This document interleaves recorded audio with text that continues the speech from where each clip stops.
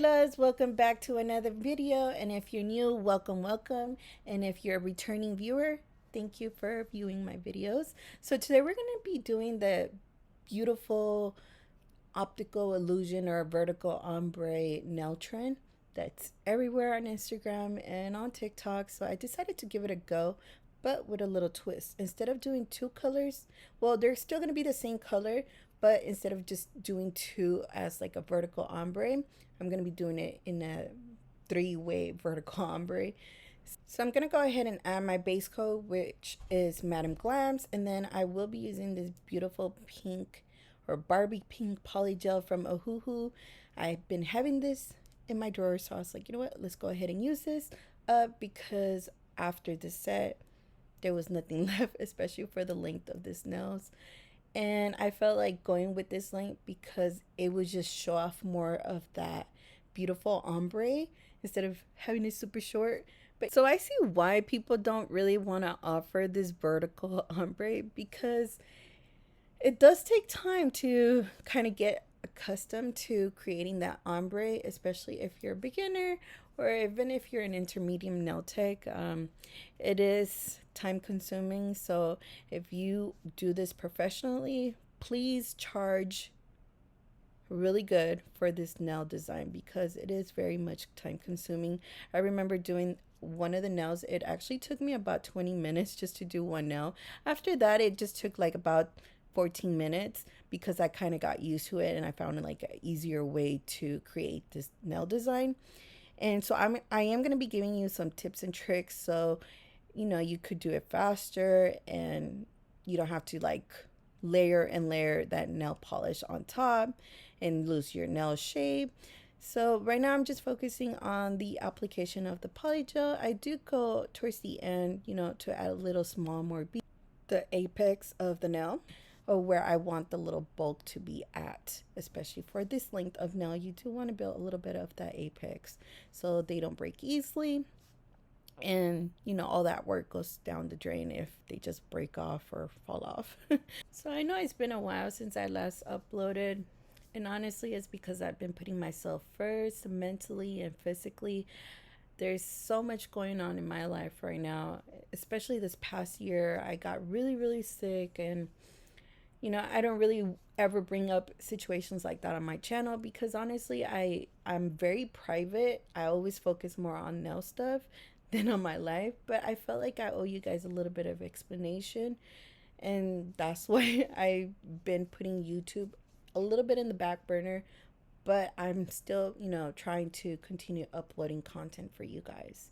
So right now I'm going to go ahead and put another base coat layer, and I'm going to add clear acrylic on top. I feel like this technique right here gave it more of a smooth airbrush effect to the nail, especially for this nail design. I know a lot of people do it differently. They could just go in with regular nail polish and they tend to do two layers, but I decided to go in with gel paints. They're of a more thicker consistency and a little bit more pigmented than regular gel polish.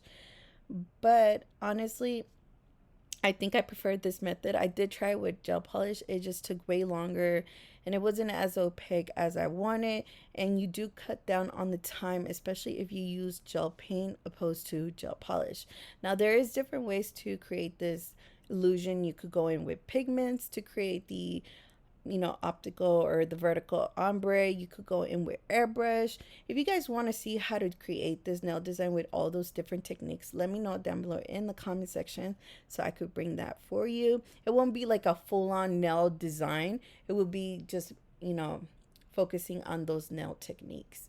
So I go in with this beautiful dark purple on the side, and I am going to do the same thing to the other side.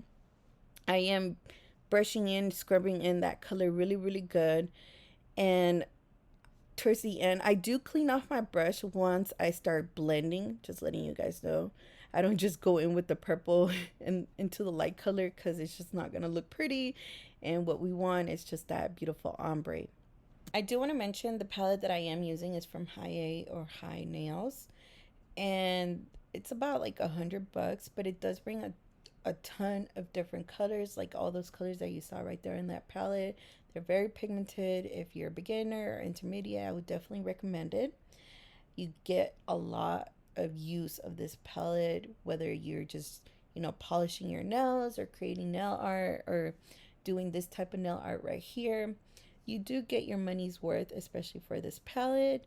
Once again, I do recommend it. Now right here, I am, starting to blend those two colors. I am trying to stay in a straight line, and that's why I added the clear acrylic on top, because it does help you stay in a straight line, opposed to if you would have gone straight to like the nail and application with the gel polishes or gel paint. It's kind of difficult to stay in a straight line because there's not that greediness that keeps you in that straight line. And it does create that beautiful ombre, once again, like I told you guys, by applying that clear acrylic.